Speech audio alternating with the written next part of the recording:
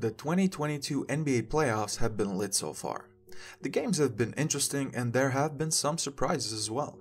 For example, the Boston Celtics swept the Brooklyn Nets 4-0 in their first round series. I was expecting Boston to win, but I figured KD and Kyrie, some added depth through the Ben Simmons trade, would be enough to at least make the series interesting. In the end, the games were interesting, but the end result was an easy win for the Celtics. Jason Tatum averaged 29.5 points per game and added 7.3 assists and 4.5 rebounds for overall greatness. Jaylen Brown averaged 22, 5 and 4. Reigning Defensive Player of the Year Marcus Smart added 16.5 points and 7 assists. But overall, it was a total team effort and a great win in the series. So now, Boston will face Milwaukee, the defending NBA champions, who needed just one more game to handle the Chicago Bulls. The Bulls managed to steal the home court advantage by winning Game 2 in Milwaukee, but after that, it was all Milwaukee. 3 quite easy wins, and the Bucks continued their path to possibly repeat as NBA champions. During the series versus Bulls, Milwaukee's best player was obviously Giannis Antetokounmpo. He averaged 28.6 points and more than 13 rebounds per game. Monstrous. Jrue Holiday chipped in with more than 16 points per game, and Bobby Portis, my god, in Game 5 he had 14 points and 17 rebounds, and in total, for the series, he averaged 11 and 11. Grayson Allen was good, Brook Lopez, they all stepped in for Chris Middleton, who we're gonna discuss later. During the regular season, teams met 4 times and they split their season series 2-2. Overall, during the regular season, the Boston Celtics had the best defense in points per game, allowing opponents to score 104.7 points per game against them, while Milwaukee had the third best offense, scoring 115.5 points per game. So what to expect in this series? A big question mark is Chris Middleton's health. Chris Middleton has developed into a very valuable player for the Bucks. He's sort of their closer. While Giannis gets all the flash, and rightfully so, Chris Middleton just quietly gets things done. And he's a 3-time All-Star himself. As of right now, the most optimistic forecasts say that Middleton could possibly return for Game 4.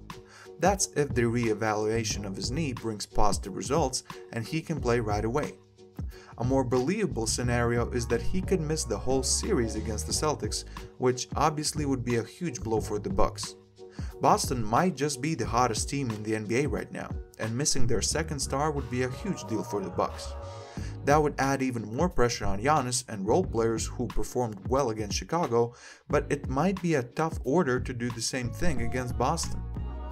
Boston owns the NBA's best defense in terms of defensive rating, opponent field goal percentage, and opponent three-point percentage. Giannis made just 15% of his threes against Chicago, who was one of the worst teams in defending the three-point line. So how will he do against the very best there is to offer?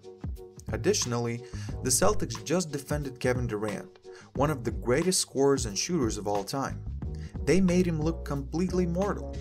Giannis is nowhere near the shooter Kevin Durant is, so it might be very difficult for him to get his shot going. Boston also can throw multiple tall defenders at him, including the reigning Defensive Player of the Year Marcus Smart. Obviously, Milwaukee is a much better overall team than the Nets. They have better bigs, experienced bigs, so how much of an inside presence they can establish will be a key to the series. As for role players, I don't expect Grayson Allen to continue to hit 60% of his threes. That just won't happen against the stout Celtics defense. So if Chris Middleton can't go in the series, it's a lot of trouble for Milwaukee. Some role players will need to step up. I think Marcus Smart will mostly guard Jrue Holiday, so he will have his hands full. Bobby Portis has to be a monster in the series, and possibly a veteran like Wesley Matthews or Brook Lopez could provide some help on offense. On the Celtics side, Jason Tatum is a superstar. He's an elite two-way player who has improved tremendously this season. He will have a harder time scoring against Giannis and company as they are a much better defense than the Nets were, but even if he gets locked down, Tatum has improved his playmaking so much that now he can pass the ball with confidence, and there are some guys to pass to. Jaylen Brown didn't have a super impressive series against the Nets, especially from deep. He hit just 21% of his threes, but Grant Williams, Al Horford, and even Peyton Pritchard were deadly from deep. As Robert Williams gets back to full strength, that also gives the Celtics more of a presence in the paint. This will be a hard-fought series. I don't see the series being less than 6 games. These teams are just too good and too evenly matched to go out like this.